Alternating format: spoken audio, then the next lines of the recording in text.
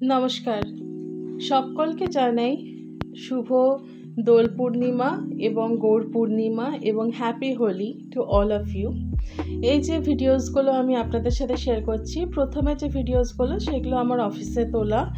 তো অফিসটাকে সুন্দর করে ডেকোরেট করা হয়েছিল এবং প্রথমেই যে ফুলের একটা ডেকোরেশন দেখলেন, ওটা ভীষণ সুন্দর ছিল। ওটাকেও অফিসের মধ্যেই করা হয়েছিল আর কি। তো বেলুন, পিচকিরি এইসব দিয়ে এই যে সুন্দর একটা রঙ্গোলি টাইপের করা হয়েছে, এটা কিন্তু পুরোটা ফুল দিয়ে করা হয়েছে। আর আমাদের তারপরে অফিস ক্যান্টিনে আমাদের কিছু খাওয়া দাওয়ার আয়োজন করা হয়েছিল। তো এখানে দেখতে পাচ্ছেন বিভিন্ন রকমের মকটেল ছিল, মকটেলের একটা স্টল ছিল। এটা অফিস ক্যান্টিনের কথা বলছি। বিভিন্ন রকমের মকটেল ছিল, কিন্তু প্রচণ্ড ভিড় হয়ে গেছিলো যতক্ষণে আমরা গেছিলাম। সাথে ছিল পাপড়ি চাট।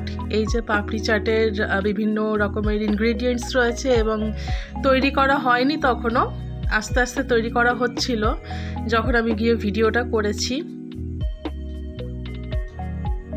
ভীষণ মজা করেছি। কোনো রকমের কোনো আবির ছিল না, কিন্তু সুন্দর করে ফুল দিয়ে, পিচকিরি, বেলুন, তারপরে টুপি, এই সমস্ত কিছু দিয়ে সুন্দর করে অফিসটাকে ডেকোরেট করা হয়েছিল। এবং এরপরে যেটা দেখাচ্ছি সেটা হচ্ছে যে ততক্ষণে শুরু হয়ে গেছে পাপড়ি চাট বানানো। আর ছিল ফুচকা স্টল। ফুচকা স্টলেও ফুচকা ছিল, দেয়া হচ্ছিল। সাথে দই বড়া স্টল ছিল, ইত্যাদি আরও বিভিন্ন রকমের স্টল ছিল। এটা আমাদের কমপ্লেক্সের রাধা গোবিন্দর একটা মন্দির উদ্বোধন করা হয়েছে এবং এখানে দেখতেই পাচ্ছেন ভোগের জন্য সবজি টবজি সমস্ত কিছু কাটা হচ্ছে। আমি ভীষণ খুশি হয়েছি যে আমাদের কমপ্লেক্সের মধ্যে রাধা গোবিন্দর একটা স্টল হয়েছে, যাতে আমি অফিসে যাওয়ার সময় বা অফিস থেকে ফেরার সময় আমি অন্তত দর্শন করতে পারবো। ভীষণ ভালো লাগলো। কীর্তন হচ্ছিল, আমরা অনেকক্ষণ ওখানে টাইম স্পেন্ড করেছি। আমরা অনেকক্ষণ বসেছিলাম ওখানে, কীর্তন শুনছিলাম।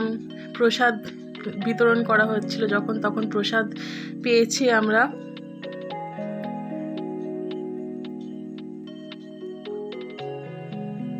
কিন্তু হোলিকা দহনটা অনেকটাই যেহেতু রাতে হয়েছে, সেই জন্য আমরা ছিলাম না ওখানে।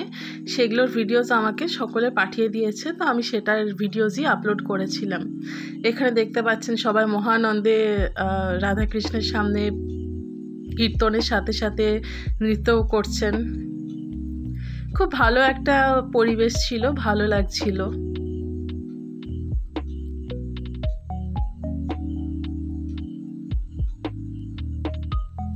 আমরা সবাই জানি যে দোল উৎসবের দিন শ্রী শ্রী চৈতন্য মহাপ্রভুর জন্মগ্রহণ করেছিলেন, এটা তো আমরা সবাই জানি। সেই জন্য এটাকে গৌর পূর্ণিমাও বলা হয়, এই দোল পূর্ণিমার তিথিকে।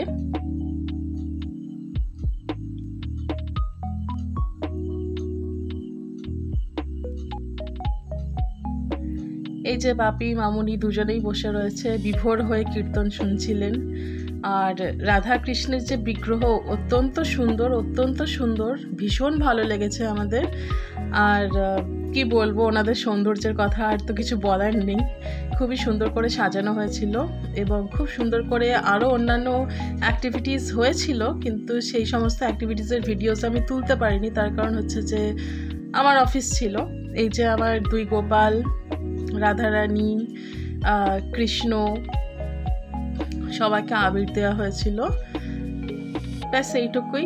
সকলে ভালো থাকবেন, সুস্থ থাকবেন। ধন্যবাদ।